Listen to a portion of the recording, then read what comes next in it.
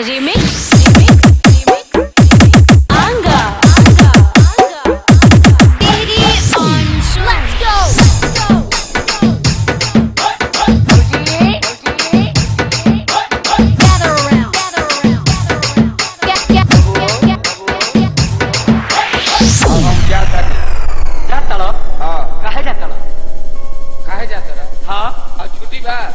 छुट्टी नहीं आता ना दिन छुट्टी रहा छुट्टी नहीं है छुट्टी रहा छुट्टी नहीं है छुट्टी रहा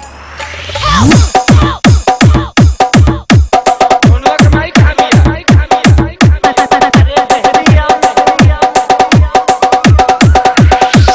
दोनों का मैं ये तो बतिया हम कहल चाहत रहे कम से कम भौजी से बतिया लो बातचीत कर लो आंगा दोनों का माइक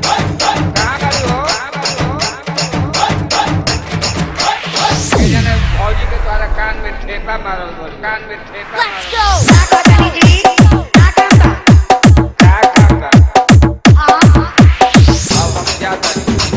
अरे टहरिया Let's go हमार नौकरी लागल बा बाबूजी हमार 2 बीघा खेत बेच के आ घूस दे के आ नौकरी लगोइले बा अब का करी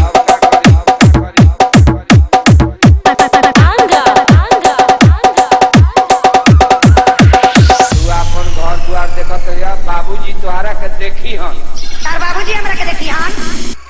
Let's go तू देबा नौकरी पा तू देबा नौकरी पा हां आज तू मेरा खेत खरीद देलन अरे हम चाहब तो तारा के तब 50 बीघा खेत खरीदवा दे ठीक कहतरी भौजी भैया ठीक कहतरी भौजी भैया कान खोल के सुन लो एगो बात कहतरी सुन लो एगो कहा दूगो कहा लेकिन तारा जाए के नहीं खे का मान ली कि बाबूजी कितना मेहनत से धरती किनले रहन जमीन किना 2 बीघा बेच दिलन तू कहता 50 बीघा हम खरीद दे तू कहता 50 बीघा हम खरीद आंगा सबका का बुझत रह तू हमरा के की बात बा आ सुना भौजी भी का नहीं छे तू अपन भईवा के समझा दो काहे भैया नहीं तो सुना होश में रहो बाबूजी घर दुआर देखी हन हां बाबूजी के 12,000 पेंशन मिलता Let's go अरे हमारा काम बा सबका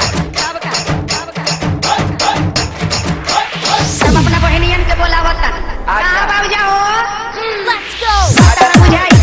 खजाना छोटे भौजी के सब खान दौलत अब बाहर जाता का भौजी तनी समझा दे अपना पाहुन के हमरा के छोके जाता काहे हो पाऊ Let's go देखी इज्जत के सवाल बा इज्जत के सवाल बा हमनी के काहे खातिर बन जाए तब माने हमनी के बन जाए ना तब मने के यही ले काम चली जाए दी ए महीना बिता के जाई आंगा दोनों के माइक खा लिया अरे बहरिया अच्छा हां ऊ महीनवा आई हां तई महीनवा बिता के जाइबे Let's go ए बौरा है कहां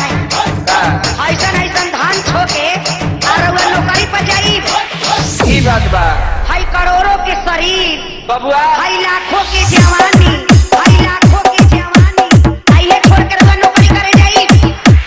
बबुआ अब हम ना जाए नौकरी ले रिजाइन कर दे Let's go नवा बोला हमर साली आयो हमर आवे ने हाली कर रूम खाली बबुआ हई गोबरेज में सब जमा कर दो आंगा हटावा हम लोग छोड़ दी तू गंदो कोई छोड़ दे कटी सर को छो दी हां हमारा खाती अच्छा सुनी क्या कहतनी आ तार बाबू न बाड़न दुवरिए पर सुतल हो से का अच्छा बाबूजी का कहू ए दुआर भैया। के ठकी हमन आ तू होइसे अच्छा करत क्या ना कहता बोलो सुना क्या कहतनी बोलो आंगा